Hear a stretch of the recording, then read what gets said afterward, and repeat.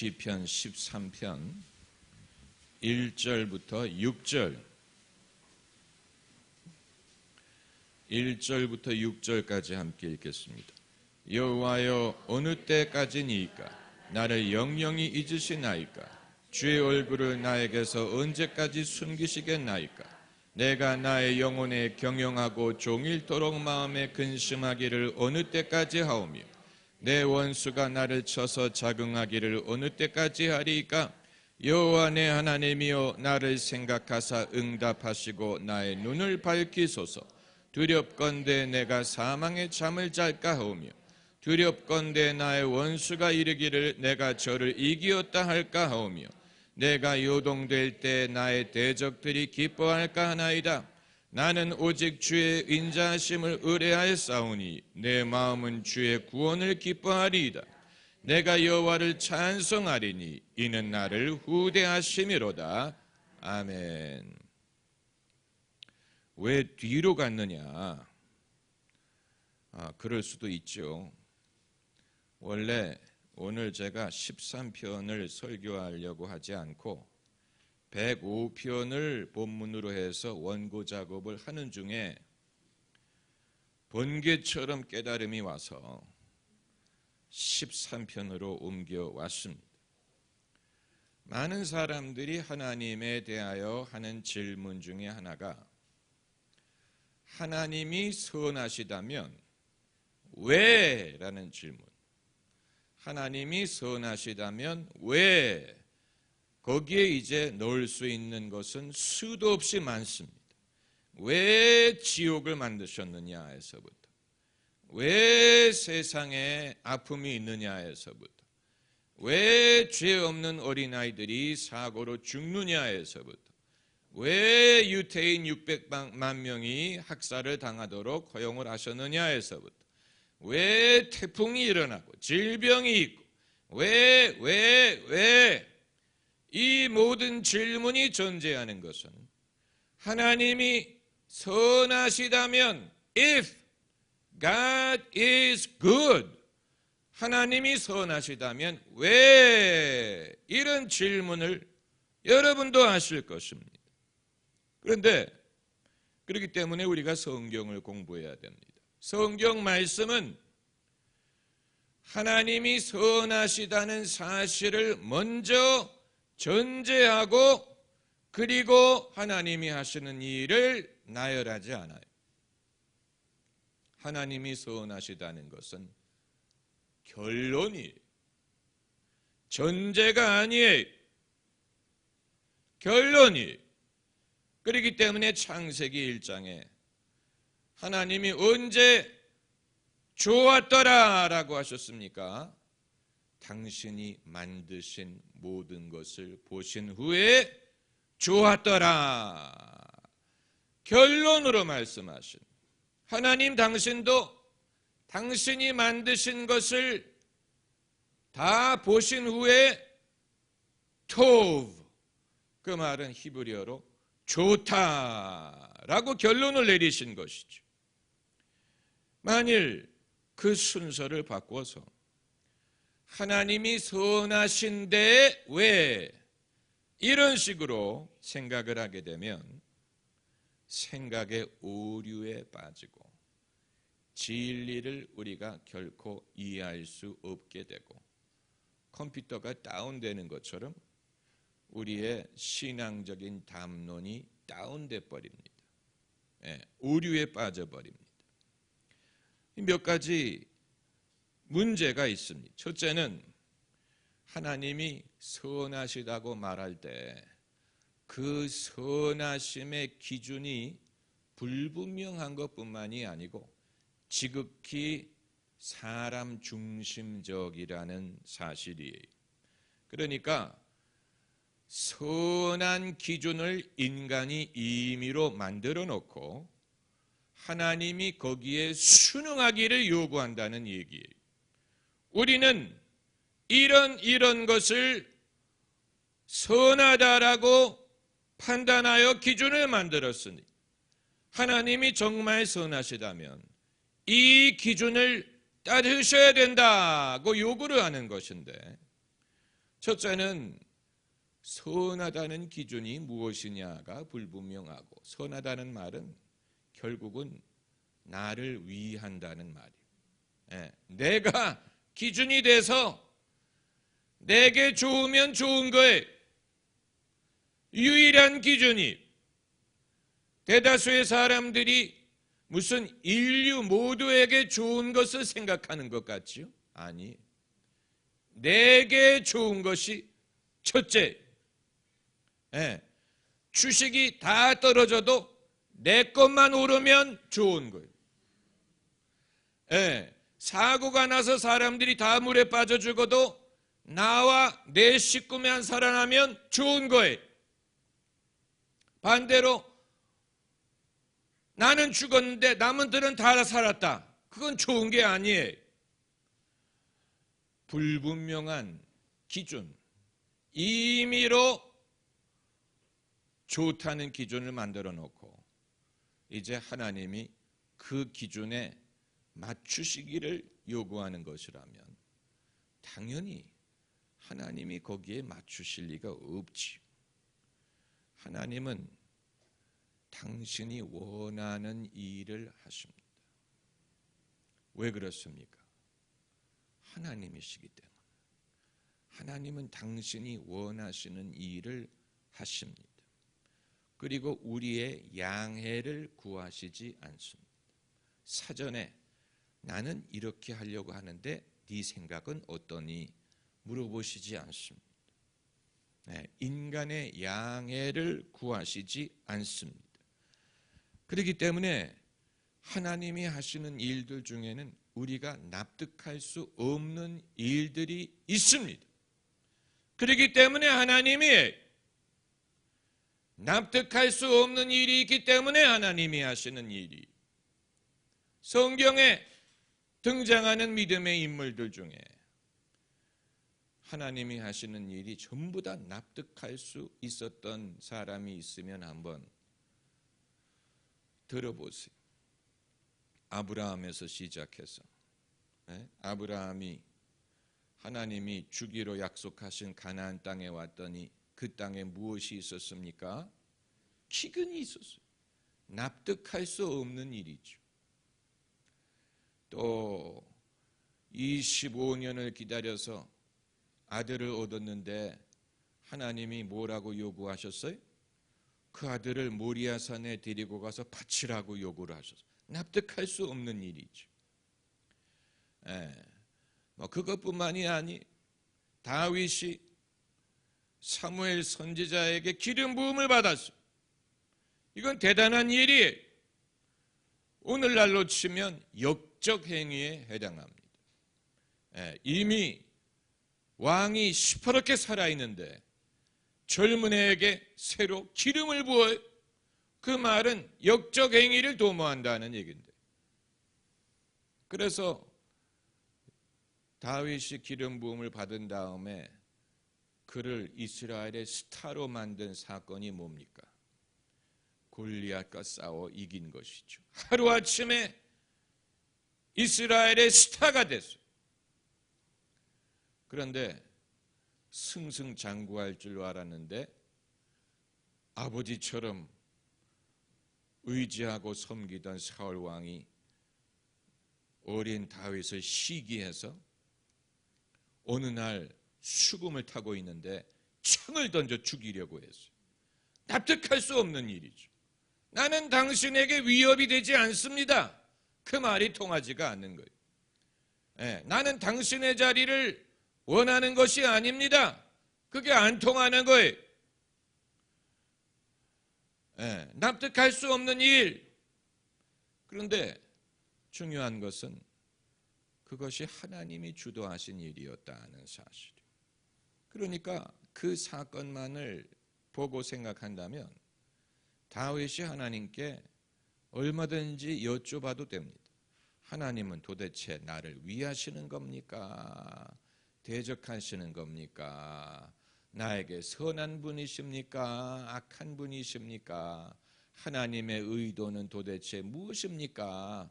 당연히 물어볼 수 있죠.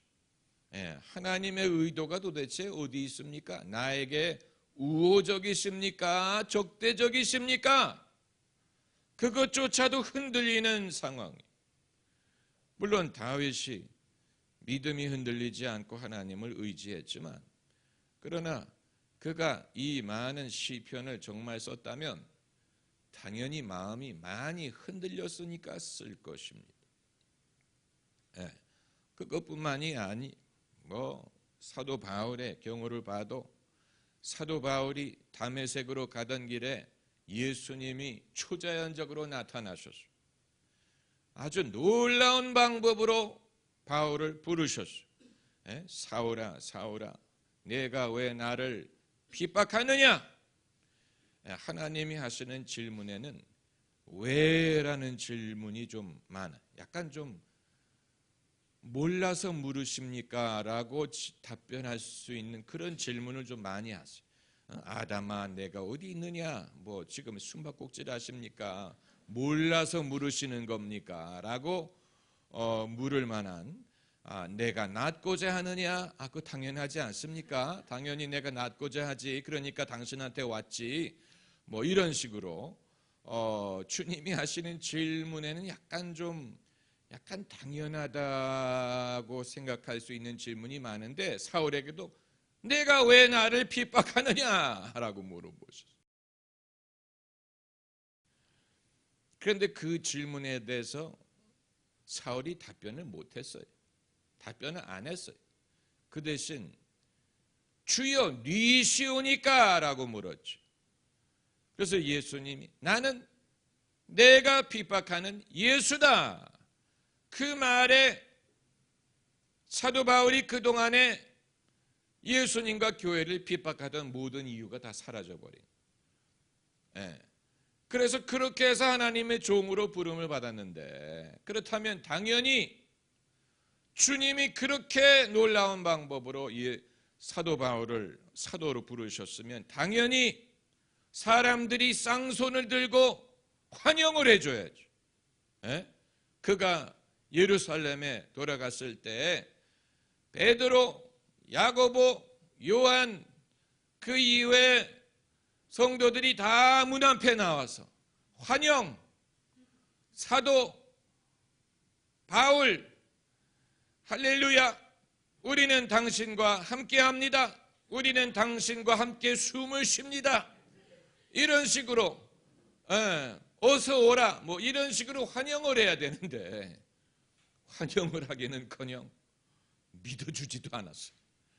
사람들이 정말 저 사람 예수 믿는 거 맞아? 아니면 그 스파이 아니야? 아니면 횟가닥한 거 아니야? 그리고 유대인들에게 예수님이 그리스도라고 증거하기 시작하니까 유대인들이 화살을 바울에게 돌렸어요. 그러니까 베드로, 요한, 야고보는 가만히 놔두다가 바리새인 출신의 바울이 예수님의 복음을 전하기 시작하니까 그 모든 화살이 그에게 가는 거예요. 그래가지고 사람들이 죽이려고 했어요. 그래서 이 환영, 하나님의 큰 종 바울, 어서 오시옵소서 이런 대접을 받을 줄 알았는데, 밤에 광주리를 타고 몰래 담벽을 넘어서 도망을 갔어요. 그러니까 납득할 수 없는 것이죠. 그의 마음속에는 많은 질문이 교차했을 것입니다. 내가 착각한 거 아닐까? 예수님이 정말 나에게 나타나셨나? 내가 사도로 부름받은 거 맞나? 여러 생각이 교차했을 것입니다. 그리고 그가 고향 다소로 가서 몇 년 동안 기다렸는지 알 수가 없어요. 3년이 될 수도 있고 정확한 그 연대를 알 수가 없어요. 상당한 시간이 있었을 거예요. 그러다가 어디에 교회가 세워진 후에 바나바가 바울을 찾으러 갔습니까? 안디옥의 교회가 세워진 후에 그때 비로소 바나바가 옛날에 바울이 처음 예루살렘에 왔을 때 자기가 이방인의 사도라고 떠들었을 때는 아무도 안 믿었는데, 안디옥에 이방인들에게 하나님이 은혜 주시는 것을 보니까 바울의 말이 맞았구나. 바울이 정말 이방인의 사도로 주님이 택한 사람이구나. 그때 바나바가 비로소 안 거예요. 그리고 바울을 데리러 간 거예요. 그러니까 주님이 그렇게 극적인 방법으로 당신의 종으로 부르셨을지라도 실제로 그것이 실현되는 과정은 전혀 극적이지 않았어요. 전혀 극적이지 않고 굉장히 사도 바울의 그 속된 말로 정말 쪽팔리는 일이었어요. 정말 창피하고 낮아지고 주의 종이 된다는 것이 이런 것을 의미하는지를 미처 생각하지 못했던 거예요. 여러분도 주님을 섬기는 인생을 살고자 하시면 경험을 하시겠지만 주의 종이 된다는 것이 뭔지 몰라서 다들 흥분을 하는 것이지, 알면 아무도 주의 종이 되려고 하지 않습니다. 다들 모르기 때문에 그러는 거예요. 다들 모르기 때문에 존귀 영광 모든 권세 주님 홀로 받으소서. 멸시천대 십자가는 내가 지고 가오리니. 모르기 때문에 그렇게 막 비장한 노래를 부르는 것이지요. 실제로 멸시천대 십자가가 뭔지 알면 기분이 나빠서라도 그 노래를 부르지 않습니다. 처량하고 그걸 떠나서 상당히 기분이 나쁩니다. 상당히 기분이 나빠서 그런 노래를 부를 기분이 아니에요. 모르기 때문에 비장하게 부르는, 모르기 때문에. 아골골짝 빈들에도 사랑 들고 찾아가서. 아골골짝을 가봤어야지. 그게 뭔지도 모르고 소돔 같은 거리에도 사랑 들고. 소돔을 가봤어야지. 소돔이 멸망한 게 언젠데 우리가 누가 소돔을 가본 적이 있습니까? 아골골짜기를 누가 가봤다고? 그런 가사를 만들면 안 돼.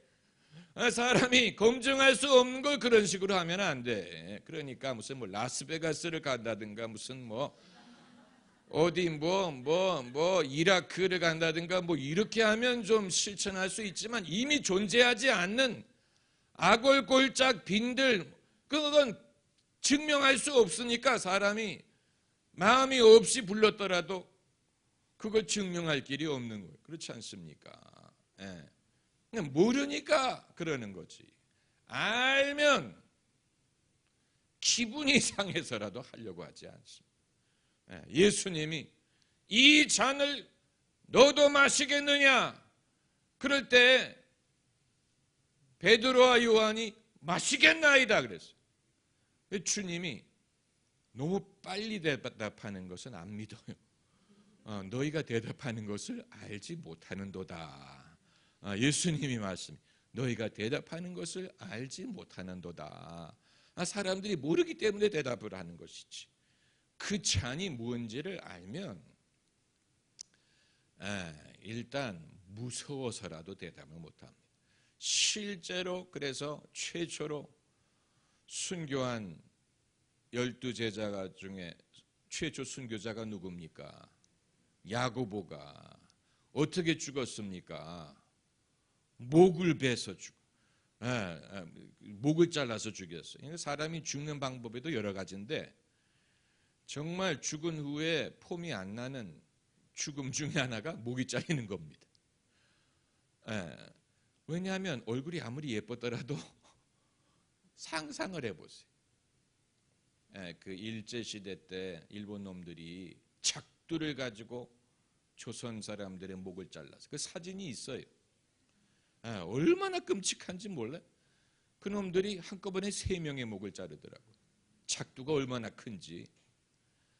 그게 전혀 아름다운 죽음이 아니에요.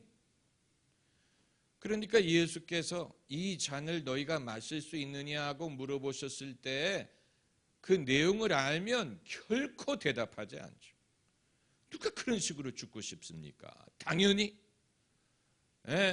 타이타닉에서 나오는 것처럼 디카프리오가 아주 그 핸섬한 모습으로 이렇게 물속에 그냥 이렇게 잠자듯이 이렇게 물에 이렇게 싹 가라앉고 뒤에서 셀린 디온이 노래를 하고 뭐 그래야 좀 폼나 보이지.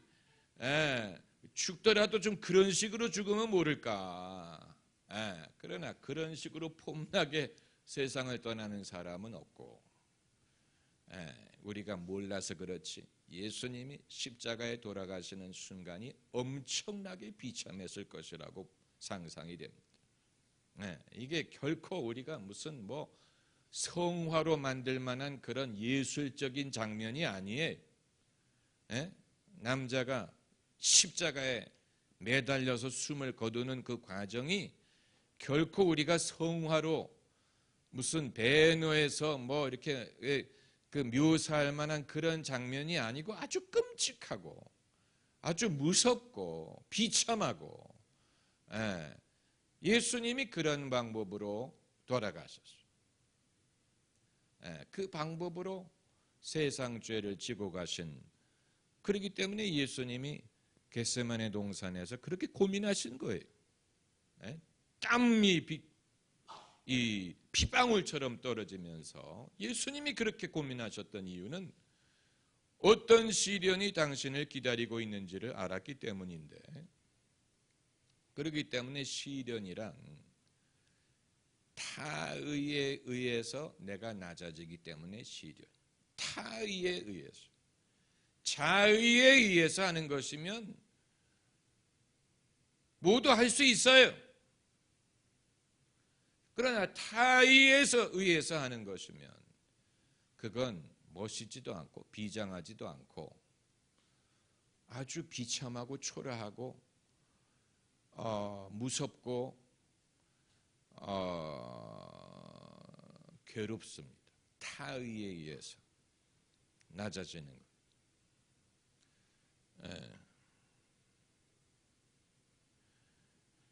그렇기 때문에 하나님이 무슨 일을 하실 때 우리가 납득하리라고 기대하시지 않습니다. 그리고 인간은 하나님에게 선한 행위를 요구할 권리가 없어요.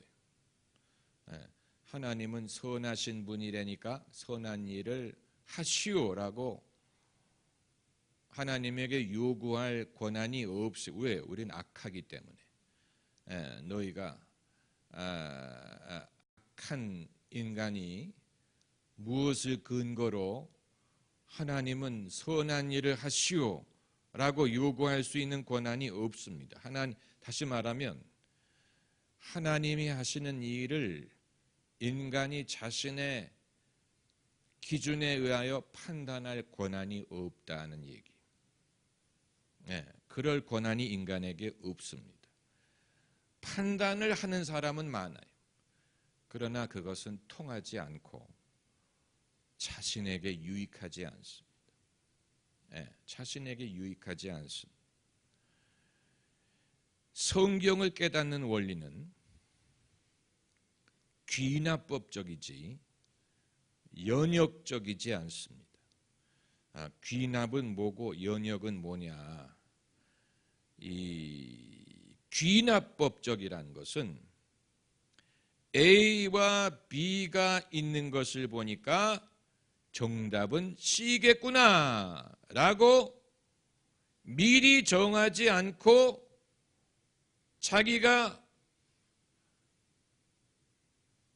생각한 것, 탐지한 것을 통하여 결론에 도달하는 것, 그게 귀납법적인 방법이고, 반대로 연역적이란 반드시 이거여야 된다, 이게 아니면 안 된다라고 생각하는 것입니다. 그러니까 이건 A, B이고 그걸 미리 전제하고 A이기 위해서는 B여야 된다. 그게 연역적인 방법이에요. 예. 사람들이 성경을 공부할 때 연역적으로 공부할 수도 있고 귀납법적으로 공부할 수도 있습니다. 연역적으로 하는 것은 예컨대 예수 그리스도가 누구냐? 예수 그리스도는 하나님의 아들이요 독생자요 우리의 구원자다라고 결론을 미리 내놓고 그것을 증명할 목적으로 성경을 읽을 때 그것은 연역적인 방법이에요. 그건 미리 자기가 정한 결론을 확증할 목적으로 성경을 읽는 것입니다. 귀납법적으로 성경을 공부하는 것은 미리 어떤 결론도 내리지 않고 성경을 읽어 나가면서 예수님이 이런 일을 하셨구나. 예수님이 이런 말씀을 하셨구나. 예수님이 이렇게 순환을 당하셨구나. 예수님이 사흘 만에 살아나셨구나.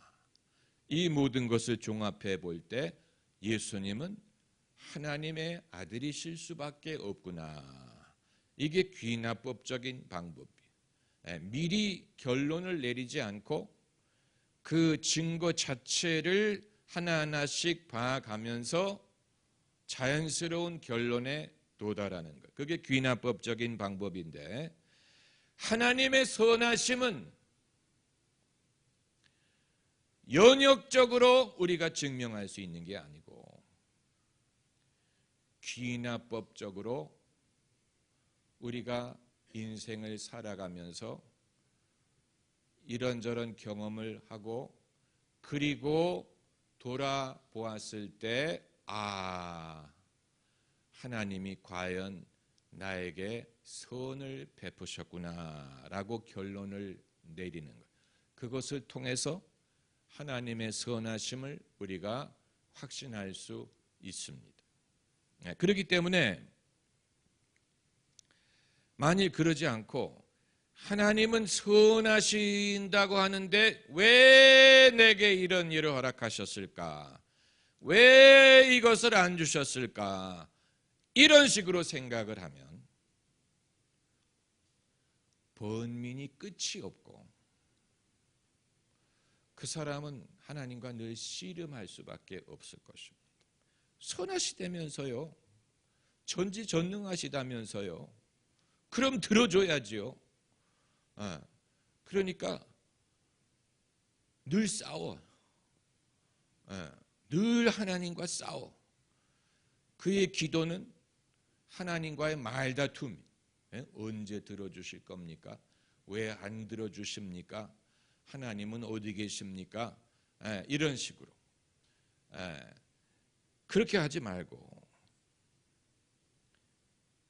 내 인생의 많은 경험과 씨름을 통과한 후에 그 모든 것을 종합해서 되돌아보면 거기에서 정말 하나님이 함께 하셨구나. 하나님이 신실하셨구나 하는 것을 깨닫고 그리고 오늘 본문의 시편 저자처럼 6절에 내가 여호와를 찬송하리니 이는 나를 후대하심이로다. 후대란 말이 무슨 말이냐? 냉대의 반대. 후하게 대하셨다. 영어 성경을 보면 He has been good to me 라고 썼어요. 하나님은 나에게 선하셨다. 내가 여호와를 찬송하리니 이는 하나님이 나에게 선하셨다. He has been good to me. 완료형이에요. He is good to me 라고 하지 않고 He has been good to me. 당시에는 내가 알지 못하였을지라도 되돌아보니 하나님은 그동안 나에게 선하셨다. 결론적으로 말하는, 결론적으로. 네, 결론적으로. 그러니까 그럼 어떻게 나도 그런 결론을 내릴 수 있다는 말입니까? 조금 더 살아보셔야 됩니다. 조금 더 기다려봐야 됩니다. 섣부른 불평을 하면 안 됩니다. 하나님을 믿는다는 말은 우리가 하나님을 믿는다. 전능하사 천지를 만드신 하나님 아버지를 내가 믿사오며 라고 할 때 하나님을 믿는다는 말은 무슨 뜻이냐면 하나님이 어떤 분인 줄을 믿고 그것을 우리에게 드러내어 당신의 영광을 나타내실 줄을 신뢰하는 것입니다. 우리가 하나님을 믿는다고 말할 때 그 말은 하나님이 어떤 분인지를 믿는다는 말이에요. 하나님의 성품을 신뢰한다는 말이고 하나님의 선한 처분을 믿는다는 말이에요. 하나님이 당신을 증명하실 줄을 믿는 것이죠. 결국 잘 될 줄을 믿는 것이죠. 그러니까 하나님을 믿는다는 것은 결국 잘 될 줄을 믿는다는 것과 동의해요. 만약에 결국 잘 될 줄 믿지 않는다면 그 사람은 하나님을 믿는 게 아니에요. 이건 필연적으로 같은 것입니다. 하나님을 믿는다는 말은 계시다는 것을 인정한다는 뜻이 아니고 하나님의 성품을 믿기 때문에 결국은 다 잘 될 줄을 믿는다는 말이에요. 왜 믿음이 필요합니까?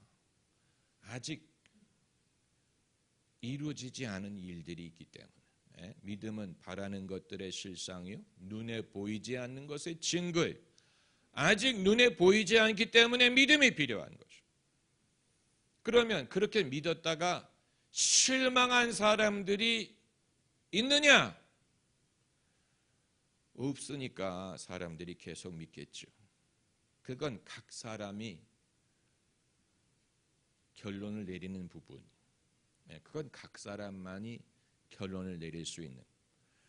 제가 세상을 떠날 때 제가 스스로 저의 삶을 돌아보면서 내가 여호와를 찬송하리니 그가 나를 후대하셨습니다 라고 제가 믿어야지. 그게 아니고 나는 헛산 것 같아. 그러는데 제 집사람이 아니야. 하나님은 당신에게 후대했어. 그건 아니. 그건 무효해. 제 자신이 그걸 말할 수 있어. 하나님은 나에게 선하셔. 나에게 신실하셨어. 그러면 남들이 뭐 남긴 것도 없으면서 뭐 그런 말을 하냐. 뭐 이런 그런 말을 할 자격이 없는 거. 그건 각 사람이 내려야 되는 결론. 각 사람. 당연하지요. 내가 내릴 수 없다면 그건 내 삶의 결론이 아니죠. 예수님이 남들 보기에는 실패한 것 같았는데 십자가에 달려 죽었으니까. 그러나 예수님 당신은 다 이루었도다 이렇게 말씀하고 운명하지 않으셨습니까? 그러니까 자신이 그 결론은 자신이 내리는 것입니다. 그래서 우리도 시편 저자처럼 고백을 해야 됩니다. 내가 여호와를 찬송하리니 이는 나를 후대하심이로다. 이 후자가 이름에도 이 후자를 씁니까?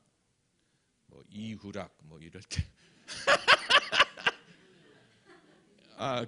그 같은 후자입니까? 한자가 잘 모르시죠? 이후락 씨의 후자가 뭔지 알아야지.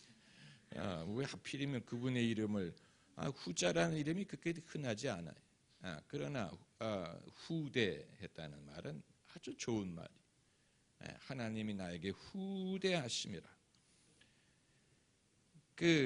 왜 기독교인들은 그렇게 찬송을 많이 합니까? 왜 찬송하라고 합니까? 라고 묻는 사람은 하나님이 그에게 후대하심을 아직 경험해 보지 못했기 때문에 그런 거예요.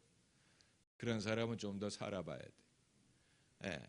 내가 여호와를 찬송하리니 이는 나를 후대하심이로다. 그 이유를 말하고 있는. 예. 하나님이 나에게 후대하셨기 때문에 내가 하나님을 찬송한다. 예. 우리는 좀 더 살아보고 좀 더 기다려보고